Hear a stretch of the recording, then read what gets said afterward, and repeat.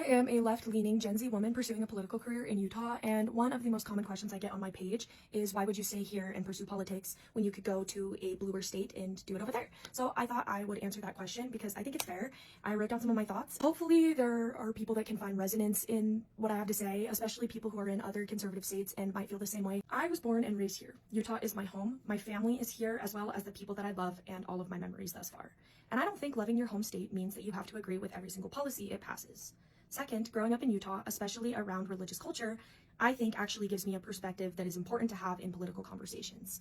I understand the values, the community structure, and the religious influence, as well as how those things shape policy decisions. That background gives me insight into both what exists and what's missing in our current policy. More broadly, I think the idea that people should just move away when they disagree with policy misses something important. Leaving doesn't change the fact that these policies still exist. It doesn't stop them from impacting people's lives, it simply turns away from them. The people harmed by these policies don't disappear just because someone else leaves. The problems don't go away. They just become easier to ignore. I also want to recognize my privilege here.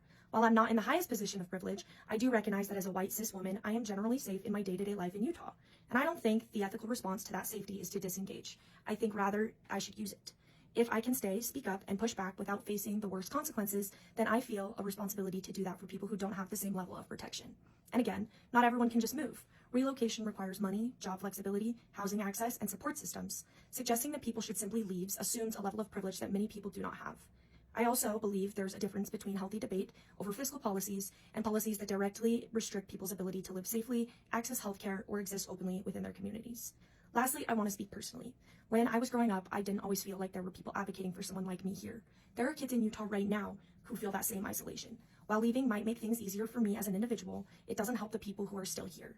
I don't want to look away. I prefer to stay and help build a better Utah. Disagreeing with policy isn't abandoning your state. Sometimes it's choosing not to turn your back on it.